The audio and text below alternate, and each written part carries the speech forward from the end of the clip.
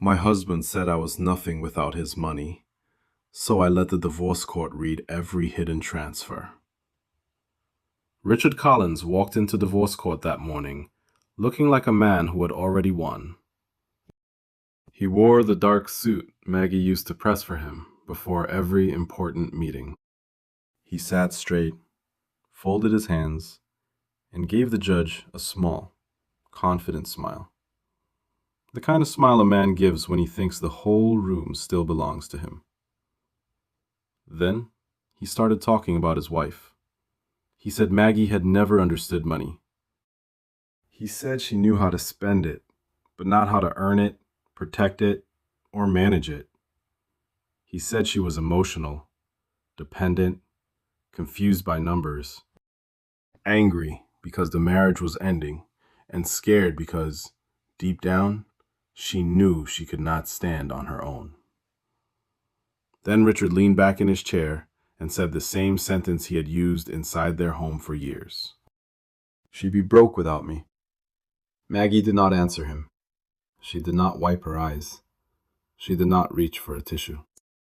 She did not turn around to look at Vanessa Lane, who was sitting 3 rows behind Richard, like she had come to watch the final scene of somebody else's life fall apart. Maggie just sat there, calm, still. Almost too still. Her attorney stood slowly, opened a thick folder, and placed the first document on the table. Then she said, "Your Honor, we do not need to guess who understood the money. We only need to see where it went." The first transfer was $12,000 from marital savings into a company Maggie had never heard of. The memo line read, "Apartment deposit, V.L." That was the moment Richard Collins stopped smiling. And if you believe betrayal always leaves a record somewhere, subscribe before we begin. Because this is not just a story about cheating. It is about the quiet paper trail a careless man left behind, and a woman he underestimated long enough to bury himself with it. Maggie Collins was 52 years old, and for most of her adult life, she had been the woman people counted on without noticing how much they counted on her. She was the one who remembered everything: dentist appointments, school forms, prescription refills, permission slips, groceries, birthday cards, parent-teacher conferences, the right brand of cereal Emily liked for 3 months and then suddenly hated, the names of teachers, coaches, neighbors, church friends, cousins, doctors, and every receptionist who ever helped schedule something at the last minute. Maggie worked part-time at a dental office 3 towns over.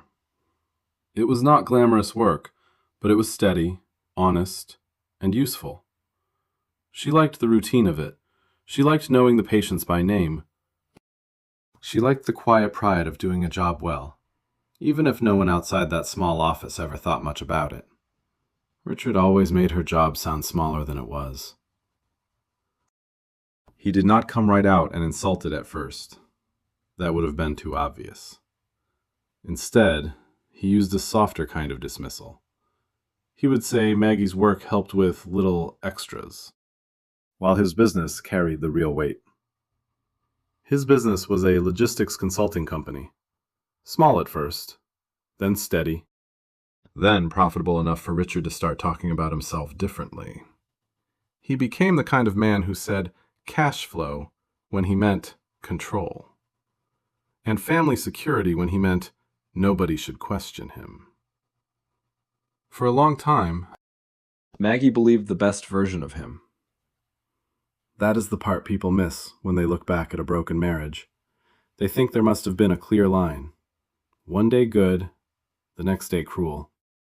But real life is usually slower than that. Richard was not always cold. In the early years, he could be dependable in ordinary ways that mattered. He brought home takeout when Maggie was exhausted. He fixed loose cabinet hinges on Sunday afternoons. He kissed Emily on the forehead before leaving for work. He could still make Maggie laugh when he wanted to. And from the outside, their life looked steady.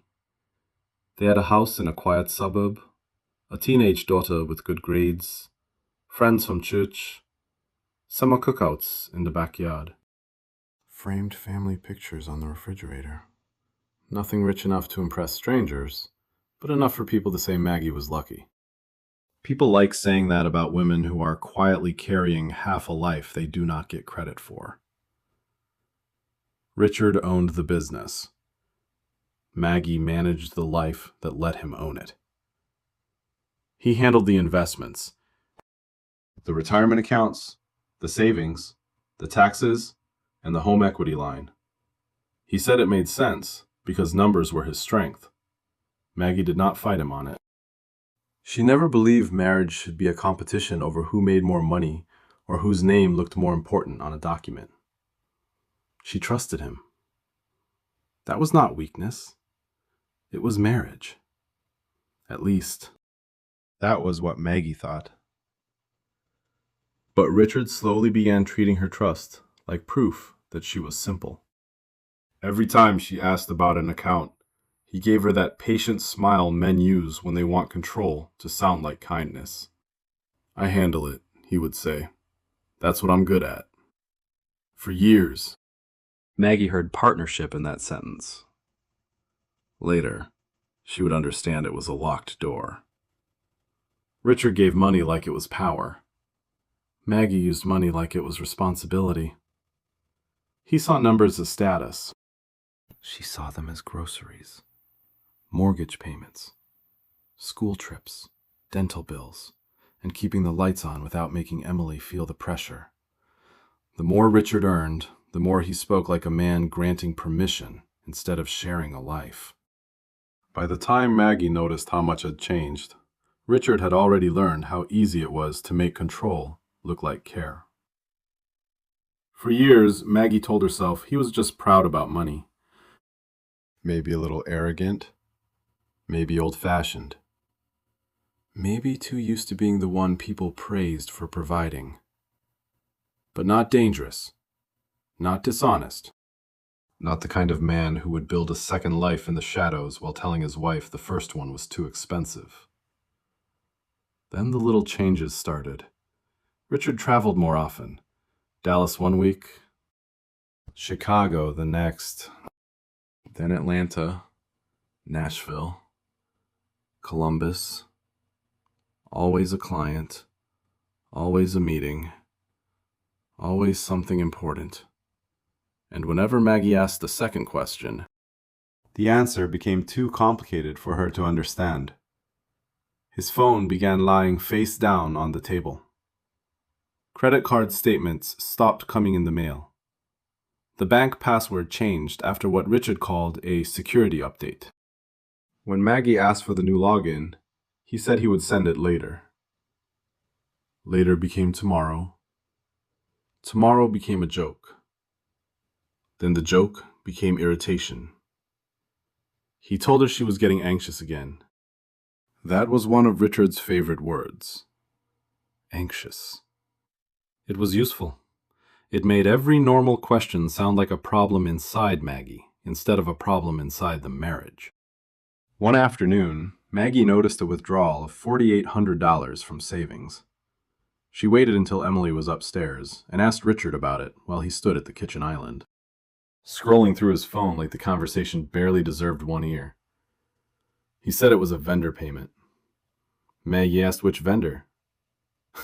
Richard laughed without looking up. "This is why I handle the money," he said. And there it was again. That quiet little door closing in her face. After that, the insults got cleaner, better dressed, easier for other people to miss. Richard told friends Maggie was wonderful with the home, but not business-minded. He told his brother she worried because she did not understand cash flow. He told people she was lucky to have a husband who knew how to provide. He said it all with a smile. That was what made it hurt more. A smile can make disrespect look harmless to everyone except the person being cut by it. Then the damage began reaching Emily. Emily was 15, old enough to understand tone, young enough to repeat whatever sounded powerful. One evening, Maggie told Emily they should wait before buying a new tablet. It was not a fight. It was just a mother trying to be reasonable. Emily shrugged and said, "Dad pays for everything anyway." Maggie stood in the laundry room with a basket in her arms and felt something inside her go still. The first wound was not the affair. The first wound was realizing Richard had started teaching their daughter that love counted less if it did not come attached to a paycheck. After that, Maggie began noticing details she could not unsee. A hotel charge in Chicago, even though Richard had told her he was in Dallas. A jewelry store purchase, though Maggie never received a bracelet, necklace, ring, or even a card. A transfer to something called R.C. Advisory Holdings, LLC. An envelope from the county child support office that Richard grabbed from the mail before Maggie could read the front twice.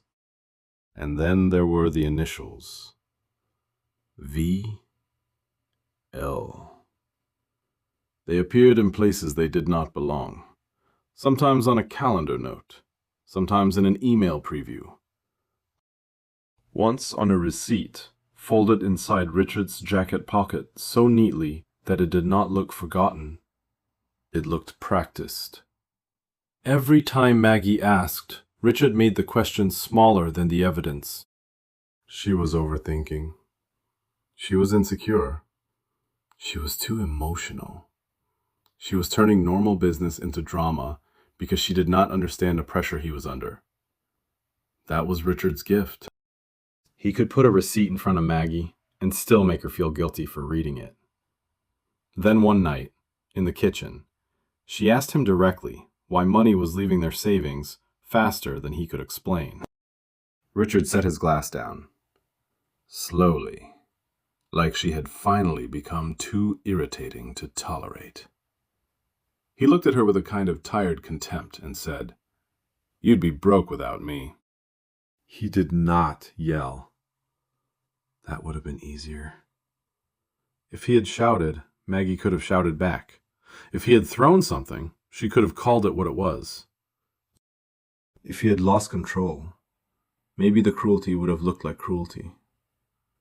But Richard said it calmly, like a financial fact, like a weather report, like Maggie was not his wife of 27 years. Not the mother of his child, not the woman who had built the quiet machinery of his life around him. Just an expense he had tolerated out of generosity. And in that moment, something in Maggie stopped asking to be understood. She could have yelled that night. She could have cried. She could have called him a liar. She could have asked who Vanessa was and watched him twist the room until somehow she became the unstable one. But Maggie had lived beside Richard too long not to know his favorite trick. If she reacted, he would make her reaction the story. So she went quiet. Not weak quiet, not defeated quiet. The other kind. The kind of quiet that comes when a woman understands she is no longer trying to win an argument. She is trying to survive the truth. Maggie did not hack Richard's phone. She did not install anything on his computer. She did not break into accounts that were not hers. She did not follow him through parking lots or show up outside strange apartments in the rain like a woman in a bad movie. She began with what was legal, what was shared, what was already sitting inside the life Richard believed she was too ignorant to examine. On a Monday morning, Richard left a tax folder on the dining table before driving to what he called a client breakfast. Maggie was clearing coffee cups when she saw the corner of a bank statement tucked inside. It was from a joint account. Her name was on it. So she opened it. Near the middle of the page was a transfer for $12,000 from marital savings to R.C. Advisory Holdings, LLC. The memo line said, temporary housing. Maggie stared at those two words for a long time. Temporary housing for whom? Not for her. Not for Emily. Not for any employee Richard had ever mentioned. That same week, while looking for Emily's missing charger in the family car, Maggie found a hotel invoice tucked inside the passenger door pocket. 2 nights, paid with a card connected to their household account. The guest name was Vanessa Lane. Maggie sat in the driveway, with the invoice in her lap and the car door open, listening to the soft warning chime repeat again and again. She did not know yet whether Vanessa was a mistress, a client, or part of something even uglier. But she knew one thing. Richard had lied. So Maggie began documenting. She scanned statements from accounts that carried her name. She saved emails sent to the family address. She copied insurance papers from the shared filing cabinet. She wrote down travel dates, withdrawals, late pickups, missed school events, and the nights Emily texted because Richard was supposed to be home, but was not. She did not confront him. She remembered the sentence. You'd be broke without me. For the first time, it did not make her afraid. It made her clear. If Richard believed Maggie knew nothing, then his contempt had given her the one advantage he never meant to give. He would never see her coming. That night, Maggie opened a plain notebook. On the first page, she wrote one sentence. Do not react. Document. Maggie met Patricia Grant on a rainy Thursday morning in a small office above an old bank downtown. The building still had brass handles on the doors and worn marble on the stairs, the kind of place that felt like it had seen a lot of people come in afraid and leave with a plan. Patricia was 58. Silver hair pulled back neatly, glasses on a chain. No dramatic expressions, no shocked gasps, no soft pity that would have made Maggie feel smaller than she already felt. She had the kind of calm that did not feel gentle. It felt practiced. Maggie sat across from her and laid the first documents on the desk.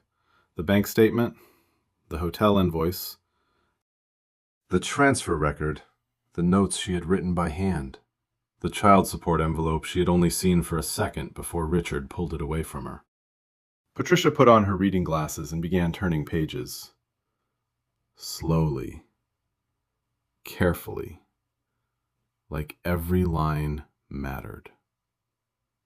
When she finished the first pass, she did not say Richard was evil. She did not say Maggie should have known sooner. She did not lean forward and make some big speech about betrayal. She only said, "Your husband is not as original as he probably thinks he is." And for the first time in weeks, Maggie felt her breathing change. Not relief exactly. More like someone had finally confirmed she was not imagining the shape of the room. Patricia had seen men like Richard before. Men who treated marital money as private money because they had earned more of it. Men who treated their wives like staff at home and liabilities in court. Men who called control protection until the marriage fell apart, and then called their wives unstable for finally asking questions. Maggie told Patricia about the passwords, the hotel invoice, the transfer to R.C. Advisory Holdings, the envelope from the child support office, the initials V.L. The way Richard had started talking to Emily about money, as if motherhood did not count unless it came with a larger paycheck. Patricia listened without interrupting. Then Maggie told her about the sentence. "You'd be broke without me." Patricia looked up then. Not surprised, just sharper. After Maggie finished, Patricia leaned back in her chair and said, "We do this clean." That mattered more than Maggie understood at first. Patricia told her not to touch Richard's phone, not to guess passwords, not to sneak into accounts that were only in his name, not to record him unless she knew exactly what the law allowed in their state, not to let anger push her into doing something Richard could later dress up as proof that she was reckless or unstable. Because men like Richard did not need much. One bad reaction from Maggie, and he would try to make that reaction the whole story. According to Patricia, in their state, legally obtained records could matter. Joint bank statements, tax documents, family account emails, discovery, subpoenas, business records, custody notes, school records, medical appointments. A clear calendar that showed who was really present and who only talked like he was. But it all had to be clean. No hacking, no spying, no emotional traps. Just documents. Maggie nodded, though part of her wanted to laugh at the ugly fairness of it. Richard had lied for months, maybe years, and still, she had to be careful not to look too angry about it. That was divorce for women like Maggie. Even your pain had to arrive organized. So she gave Patricia everything she had.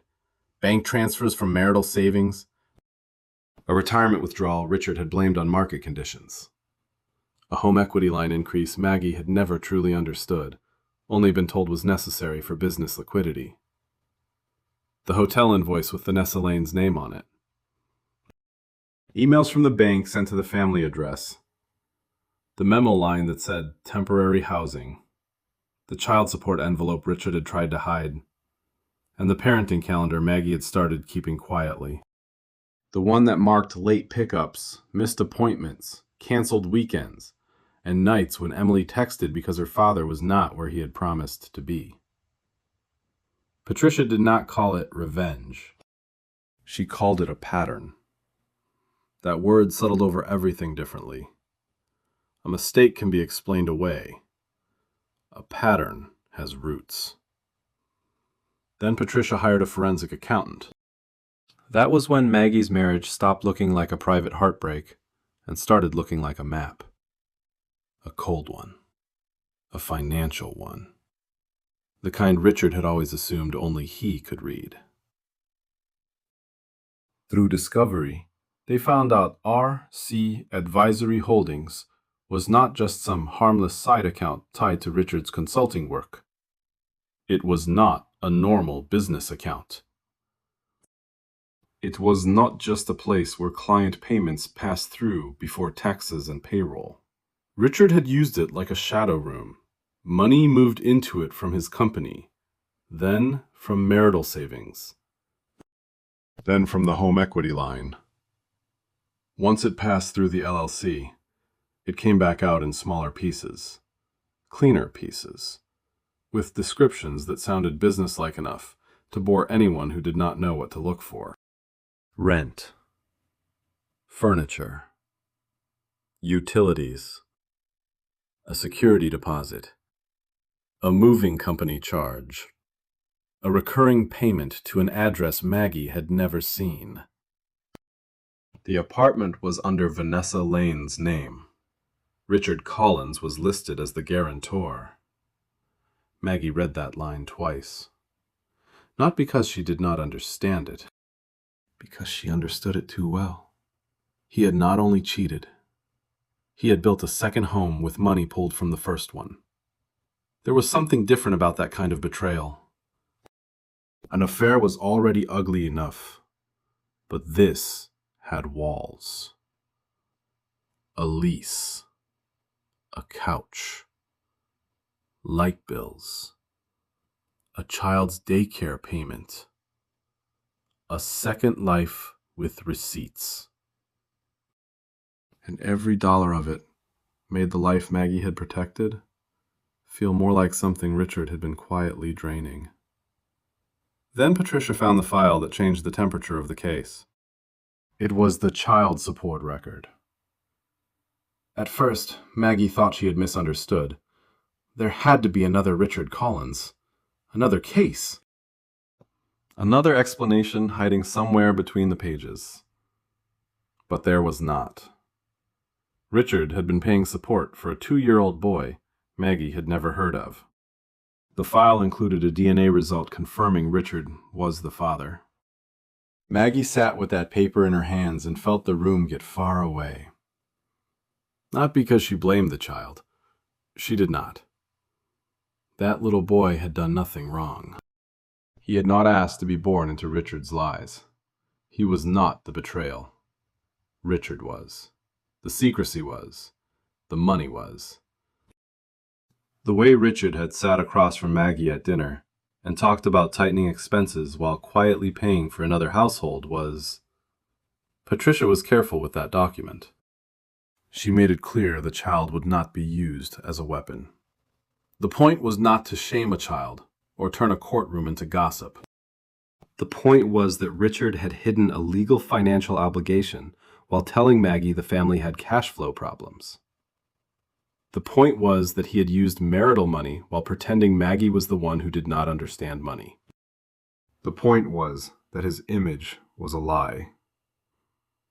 Richard had been preparing to walk into court as the responsible husband, the practical man, the steady provider, the father protecting his daughter from a woman too emotional to accept the end of the marriage.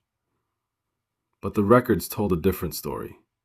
They showed a man hiding money, hiding debt, hiding an apartment, hiding a child support obligation, hiding a second life, and then preparing to ask for 50-50 custody of Emily, as if he had spent years showing up half the time.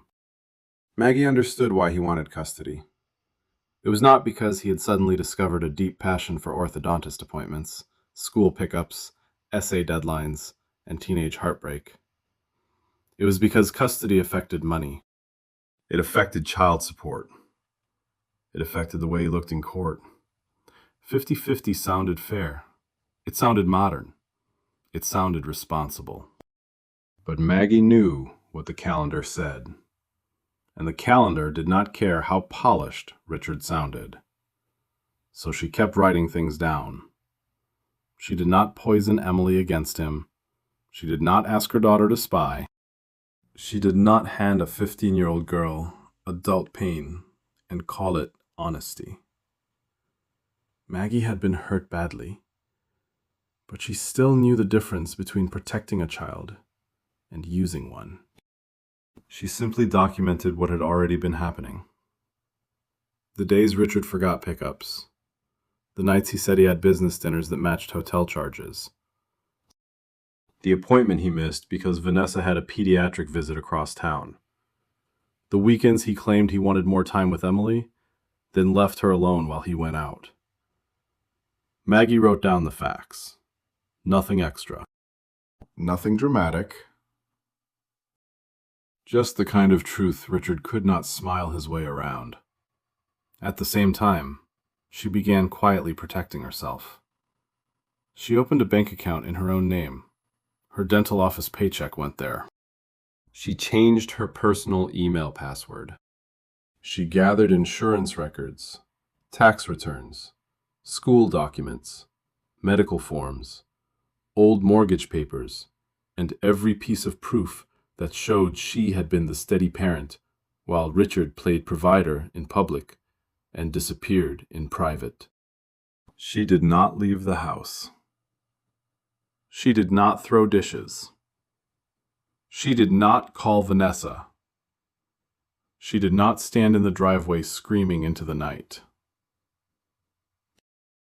She gave Richard nothing loud enough to use against her.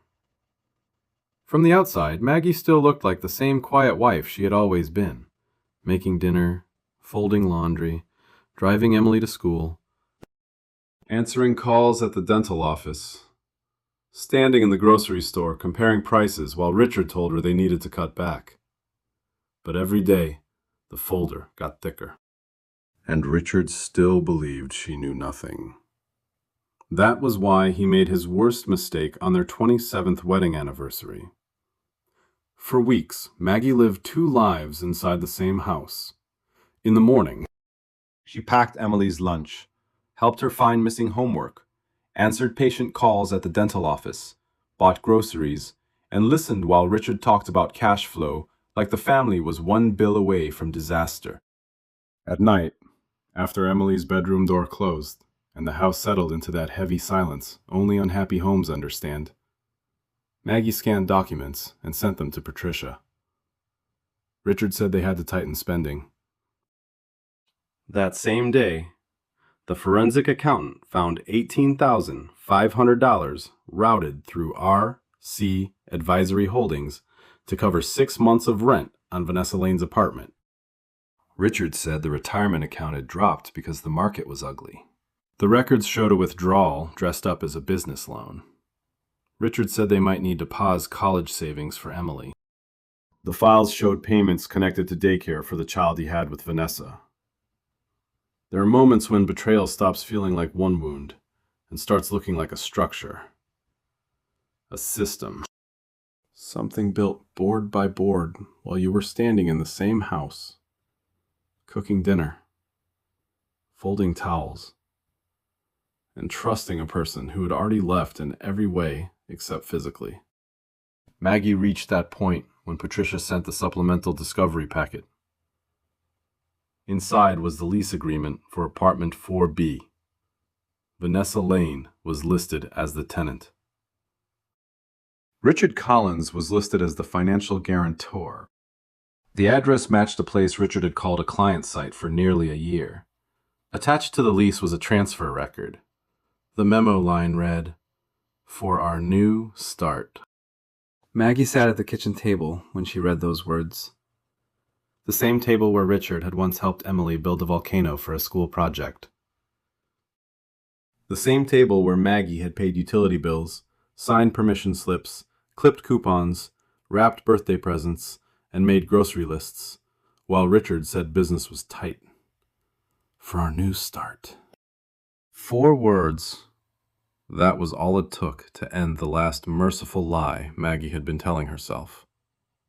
This was not a mistake. It was not a lapse in judgment.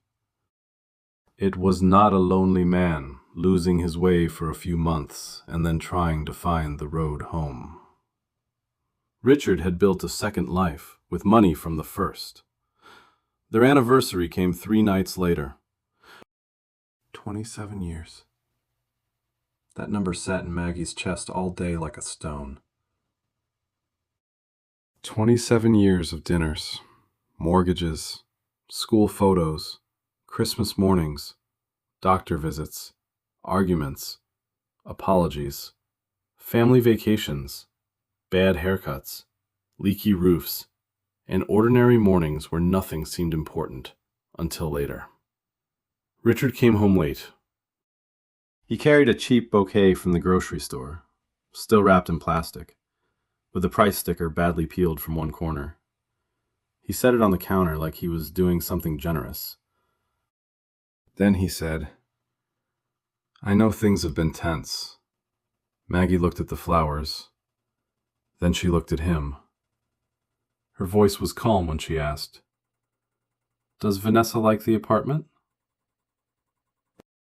Not long. Just long enough for Maggie to see the truth move across his face before he covered it. Then the old Richard returned. The polished one. The irritated one. The one who could turn a question into an accusation and make you apologize for asking it. He told Maggie she was confused. She placed a copy of the lease on the table. He said it was a business arrangement. She placed the hotel invoice beside it. He said Vanessa had been going through a difficult time, and he had tried to help discreetly because Maggie would not understand. Maggie placed the child support file on top. That was when Richard stopped explaining. For the first time in years, Silence belonged to him. It did not last. His face hardened. His voice dropped. He told Maggie she needed to be very careful. He said she had no idea what divorce would cost. He said she did not understand how fast comfort could disappear when a woman overplayed her hand. Then he said it again. You'd be broke without me. The first time he said it, the sentence had landed like fear. This time, it landed like evidence. Maggie did not raise her voice. She did not call him names. She did not ask him how he could do this after 27 years, because by then she knew the answer. He could do it because he had believed all along that she would never find the paper trail. She looked at him and said, "Then let's ask the court what was actually mine." Richard laughed under his breath. It was a small laugh. Mean, nervous, dressed up as confidence. He still thought money was the same thing as control. Maggie let him think that. She did not tell him Patricia had already drafted the filing. She did not tell him the forensic accountant had traced the LLC transfers. She did not tell him the child support file, the DNA result, the lease, the hotel invoice, the retirement withdrawal, and the home equity records were already organized in order. She did not need to tell him anything. That was the strange piece of finally having proof. You stop explaining yourself to people who depend on confusion. Maggie gathered the papers from the table and walked upstairs.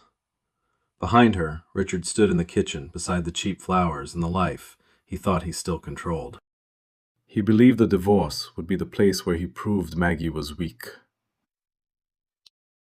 He believed the court would see a dependent wife, an emotional woman, a person who had enjoyed his money for years and now wanted to punish him for leaving. He did not understand what was waiting for him. Every arrogant sentence he had ever spoken was about to be answered by a document. The temporary hearing was held on one of those cold mornings that make a courthouse feel even less forgiving. People walked through the doors with their shoulders raised, their coats pulled tight, and their faces already tired, before anyone had said a word. Maggie remembered thinking how strange it was that a marriage could spend 27 years becoming a life, then end up reduced to folders, filings, and strangers saying your name in a courtroom. Richard arrived like a man who knew how to perform calm. Dark suit, clean shave, polished shoes. That steady expression he used when he wanted people to believe he was the adult in the room. He carried himself almost too carefully, like he had practiced looking reasonable in a mirror before he came in. Maggie had seen that version of him before. The public Richard. The one who shook hands, lowered his voice, and made control sound like responsibility. His attorney spoke first. He described Maggie as financially dependent, emotional, overwhelmed by the collapse of the marriage. A woman who had never been involved in business decisions, but was now trying to punish a successful husband because she could not accept that the relationship was over. Richard sat beside him with his hands folded. He looked patient. That was the performance. The attorney made it sound clean. Richard was the provider. Maggie was the dependent wife. Richard understood money. Maggie did not. Richard wanted stability. Maggie wanted revenge. Then they asked for 50-50 custody of Emily. They said Richard was a stable father with strong income, a good home, and the resources to provide structure. They said Emily deserved both parents equally. They said Richard had always cared deeply about his daughter and wanted to remain a full part of her life. On paper, it sounded noble. That was the trick. Bad motives often arrive in good language. Maggie said nothing. She sat beside Patricia and let Richard's side build the version of the story they wanted the judge to believe. Her hands were folded in her lap. Her throat was tight, but her face stayed calm. Not because it did not hurt. It did. Hearing your whole life described as dependency has a special kind of sting, especially when you know you were the one keeping that life from falling apart. But Maggie had already learned something. If she reacted, Richard would use the reaction. So she waited. Patricia did not rush when it was her turn. She did not start with Vanessa. She did not stand up and call Richard a liar. She did not give a speech about betrayal or humiliation or 27 years of marriage being hollowed out from the inside. She started with the transfers. That was what made it worse for Richard. There was no dramatic accusation to object to. No emotional outbursts to dismiss. Just numbers. Dates. Accounts. Memo lines. Money leaving one place and arriving somewhere it did not belong. Patricia began with $12,000 from marital savings to RC Advisory Holdings. Richard said it was business-related. Patricia read the memo line. Apartment deposit. V. L. The room stayed quiet. That was the thing about courtrooms. They do not always give you the satisfaction of a gasp. Sometimes the whole room simply becomes still enough for the truth to settle. Then Patricia moved to the $18,500 routed from the LLC toward a 6-month lease. Richard said it was temporary client housing. Patricia produced the lease for apartment 4B. Vanessa Lane was named as the tenant. Richard Collins was listed as the financial guarantor. The address matched the place Richard had called a client site for nearly a year. Richard looked down at the table. Not for long. Just long enough. Then came the hotel invoice from Chicago. Richard said he traveled often for work. Patricia showed that his calendar listed him in Dallas that same week. Then came the retirement withdrawal. Richard's attorney tried to make it sound complicated. Market movement, business liquidity, temporary reallocation.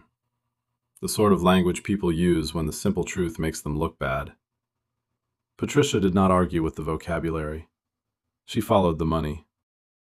The funds left the retirement account and reappeared under what Richard had labeled a business loan. Then came the daycare payments. That was when Richard shifted in his chair. It was small, but Maggie saw it. For all his practice, Richard could not keep his body from understanding what his pride still resisted. Patricia placed the child support file into evidence with care. She did not say the child's name more than necessary. She did not shame the boy. She did not make him the center of Richard's betrayal. The child was not the scandal. The child was not the villain. A child did not ask to become a line item in a hidden life. Patricia only showed the court what mattered. Richard had a legal financial obligation he had concealed from Maggie. He had been paying support for a 2-year-old boy while telling his wife the family needed to tighten expenses. He had presented Maggie as the person who did not understand money, while hiding money from the person he had spent years calling dependent. Then came the DNA result. The room did not explode. Courtrooms rarely do. The damage happened in quieter ways. A judge reading, a lawyer turning pages, a husband realizing that the story he carried into the room was no longer the story being told. Richard had wanted the court to see a practical man dragged into chaos by an emotional wife. The documents showed something else. They showed a husband moving marital money through a hidden LLC. They showed home equity and savings used to support a separate household. They showed undisclosed obligations. They showed a man asking the court to trust his financial disclosure while leaving pieces of his real life scattered in places he hoped no one would check. Patricia's point was not simply that Richard had cheated, though he had. Her point was that he had made Maggie's financial life unsafe while pretending he was the only person qualified to protect it. Then the forensic accountant testified. The numbers were calm. That made them brutal. More than $146,000 had moved through questionable channels over 22 months. Some came from marital savings. Some came from the home equity line. Some came from a retirement withdrawal. Some moved through R.C. Advisory Holdings before landing in expenses tied to Vanessa Lane, her apartment, her furniture, her utilities, her childcare, and Richard's second life. Richard's attorney tried to make it sound complex. The accountant made it simple. Money left the marriage. Richard controlled the path. Maggie had not been told. That was the whole thing. Really. Stripped of all Richard's polish, all his business language, all his little speeches about providing. That was the truth. Money left the marriage. Richard controlled the path. Maggie had not been told. Then Patricia turned to custody. She did not call Richard a terrible father. She did not ask Emily to sit in court and bleed in front of adults. She did not force a 15-year-old girl to choose between love and truth. She used the parenting calendar. Late pickups, missed appointments, canceled weekends. School records showing Maggie as the consistent contact. Counselor notes showing Emily felt caught between loyalty and confusion. Text from Emily asking where Dad was when he had promised to be home. In 18 months, Richard had missed or canceled more than 40% of the parenting time he now claimed he wanted equally. That number landed harder than any insult could have. Because it did not care how Richard looked in his suit. It did not care how sincere his attorney sounded. It did not care that 50-50 custody looked good when spoken out loud. Patricia said Richard was not requesting equal custody because he had lived as an equal parent. He was requesting it because it improved his position. That sentence sat in the room like a locked door. No one needed to kick it open. Everyone had heard it close. The judge's temporary orders were not theatrical, but they were devastating in the way real consequences often are. Richard had to update his financial disclosure. R.C. Advisory Holdings would be subject to deeper discovery. Large transfers, property moves, and retirement withdrawals were restricted unless the court approved them. The home equity line and disputed retirement funds were frozen for review. Payments connected to Vanessa Lane would be examined as possible dissipation of marital assets. Temporary support was ordered. Custody remained primarily with Maggie. With Richard receiving a clear schedule, he would now have to actually follow. Attorney fees were reserved for further consideration because the court had concerns about delayed and incomplete financial information. Richard stared forward while the judge spoke. Maggie did not smile. That was not the moment for smiling. Some people imagine karma as a slammed door, a public breakdown, a man begging in the hallway while everyone watches. But real karma is often much quieter than that. Sometimes it is just a judge reading from a file in a steady voice, explaining that the man who called himself the responsible financial center of the family had made that family's finances less honest, less stable, and less safe. Only then did Richard look at Maggie. For the first time. He did not look at her like a woman who needed his money. He looked at her like a woman who had read everything. The divorce was not finished that day. Cases like that do not end with one clean strike of a gavel. There were still filings, disclosures, negotiations, and long hours in rooms where people argued over what a life had been worth on paper. There were still calls from attorneys, still documents to sign, still moments when Maggie woke in the middle of the night and felt the old fear move through her before she remembered she was no longer standing in the dark without proof. But after that hearing, the power had changed hands. Richard could no longer hide behind the sentence he had used for years. I handle the money. It did not sound protective anymore.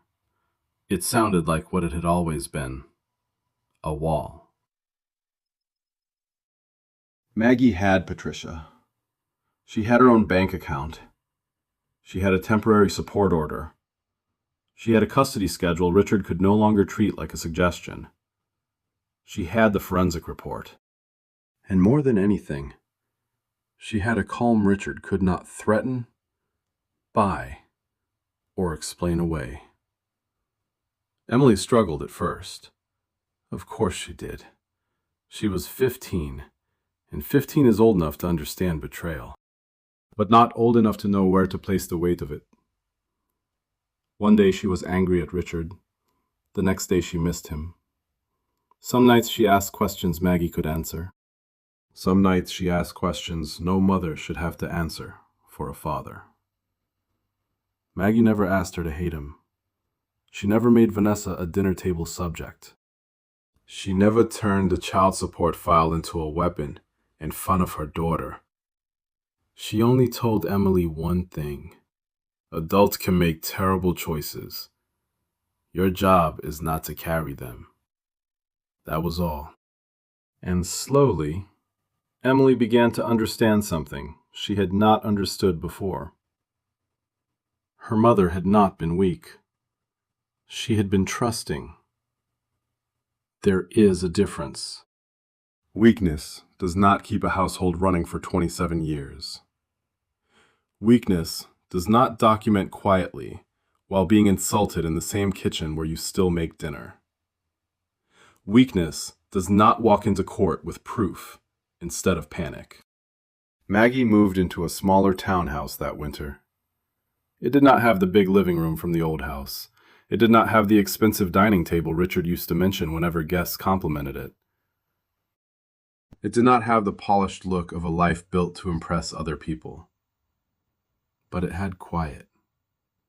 It had honest bills. Every account made sense. Every password belonged to her. Every drawer held paper she understood. Every morning, Maggie drank her coffee without hearing a man tell her she would be broke if he stopped loving her. That kind of peace does not look dramatic from the outside. But for Maggie, it felt enormous. Richard lost the clean image he had spent years polishing. People did not need every ugly detail to understand enough. The court record had its own language. Transfers. Signatures. Hidden accounts. Incomplete disclosures. A custody request that looked less noble once the calendar was read. Vanessa did not get the new start she thought she was moving into either. That apartment, the rent, the utilities, the daycare payments, the child support, the hidden transfers, and all those careful little memo lines were no longer private pieces of a secret life. They were part of the record now. Maggie never called it revenge. That word felt too small for what she had survived. Revenge sounds like anger. What Maggie wanted was air. Quiet mornings, honest bills, a home where no one used money like a leash and then called it love. Richard had spent years telling her she would be nothing without him. But in the end, the court did not read her fear. It read his transfers, his signatures, his hidden accounts, his documents, his careful little memo lines that were never careful enough. That was the part Richard never understood. Control can feel powerful for a long time, until someone finally puts it on paper. And once it is on paper, it stops being control. It becomes evidence. If this story made you think of a red flag you once ignored, share your thoughts in the comments. And if you want more stories about betrayal, divorce court, custody battles, karma, and people quietly taking their power back, subscribe. Because some people only respect the truth when a judge reads it out loud. And some women do not need to become cruel to win. They only need to stop believing the person who told them they were nothing.